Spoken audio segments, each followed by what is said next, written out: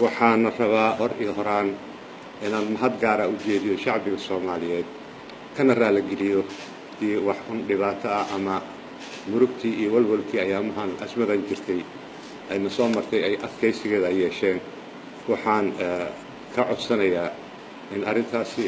waxaan ku wargelinayaa in arintaasi ay dhamaatay waxaana ka codsanaa haddii wax oo murug iyo walwal iyo ay ka soo gaartay inay ka raali ahaadaan taasoo hadda alxamdulillah waan isla meel dhignay oo ay dhamaatay waxaan aad u tixgeliyey talooyinkii badnaa oo dadkii oo quraanka akhrinayay intii duceynaysay kulligood waa mahadsan yihiin iyo talooyinkii badnaa iga soo gaarayay muddadii azmada ay socotay dhammaan wixii talooyin aad soo gudbinayseen waxaan ka soo qaaday hal erey oo ah war hala kala roonaado ayaa ku soo koobteen talada shacbigu soo gudbiyey intaasan ka qaatay saa daraadeed ayaan go'aan uga gaaray in aan xilhayntii golaha shacbiga aan u hahay inaan haddii aan la yidhaahdo berito oo arbaco ah maalinta arbacada 11 bisha inaan xilkaasi iyo ammaanadaasi oo horey ay igu dhiibteen alla ka sokow ii dhiibteen xildhibaanada golaha shacabka inaan ayaga u celiyo berito haddii ay bixito waa laga maarmaan shacbigeena in loo naxo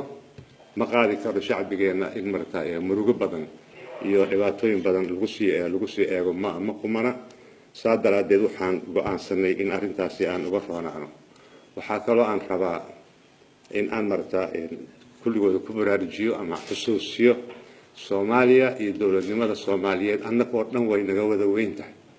mar walba waxa weeyaan waa dawlad curdan aan nahay in loo naxo in martaa la taakuleeyo in mar walba wixii wax ka soo gaaraya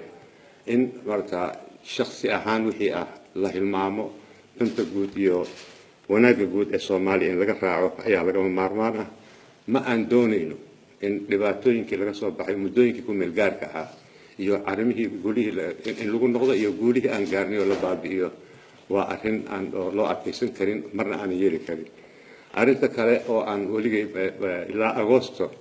bishii Agoosto 2012 markii xilka golaha shacbiga ii dhiibay arrimaha mabda'a ah waan ku adkaysanay oo markaa ilaa haddan aan ku adkaysanay waxay tahay in aan mar walba iska ilaalino faragelin shisheeye in martaa arrimaha Soomaaliya dhexdooda ka dhaco in magaalooyinka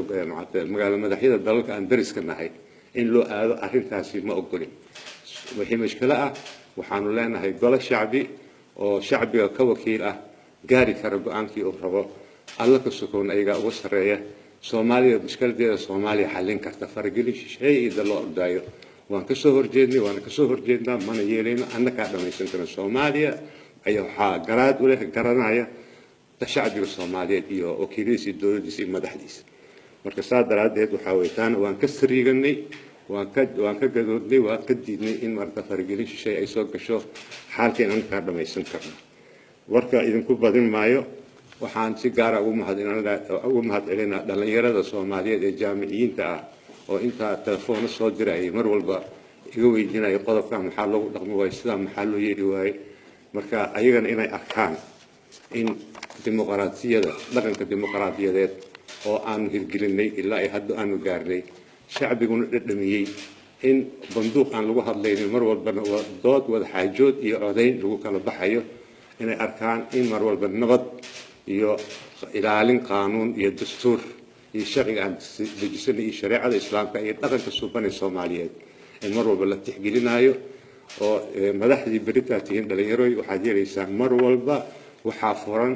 wado nabadgelyo wado amni wado oo markaa is-afgarasho wado isu tanaasul ayaa mar walba furan marka aan ka ilaalino dawladdan curdanka ah inay dib u noqoto saa daraadeed wixii hadda waxaan rabay kaliya inaan idin xaqiijiyo madaxweynahan u xaqiijiyo in aan xilka ka wareegi doono berito haddii aan la yidhaahdo markii ammaanadii oo ay dhibtay xildhibaanada aan u celiyo inay rasmi tahay ayaan rabaa inaan u sheego inta aan ku soo koobo wixii kaloo dheeraad ah waxaan ku fasiri doonaa hadal jeedintayda berito aan ka jeedin doono golaha shacabka marka aan xilka iyo ammaanada aan u celin doono aad iyo aad baad u mahadsantihiin madaxweyne kusoo dhawo mudan jawaari waa oday Soomaaliyeed waa khabiir dhanka sharciga ah in badanna dawladnimada Soomaaliyeed waqti aad u far badan galiyay go-aanka uu qaatay waa mid taariikhi ah wax shuruud uu ku xiran ma laha waxaan ku dhiirigelinayaa mudane Jawaari inuu halkaas ka sii wado dadaaladii uu ku bixiyay dawladnimada Soomaaliyeed gaar ahaan qabyaatirka dastuurka waxaan ka filaynaa inuu sii wado tala bixintiisii iyo tala soo jeedintiisa Abdullaahi Iraan waxa waajib nagu wada ah inaan u soo wada jeesano xaqiijinta himilooyinka shacabka Soomaaliyeed oo ah dawlad wanaag adeegyada aasaasiga ah inaan gaarsiino inaan si wada jir ah ugu istaagno arrimaha masiiriga ah xukuumadda waxaan farayaa inay dadaalka laba jibaarto maadaama ay hor yaalaan hawlo culus oo ay ka mid yihiin sugidda amniga iyo horumarinta dhaqaalaha dalka baarlamaanka waxaan u soo jeedinayaa inay dardargeliyaan hindisa sharciyeedyada ay xukuumadda u soo gudbisay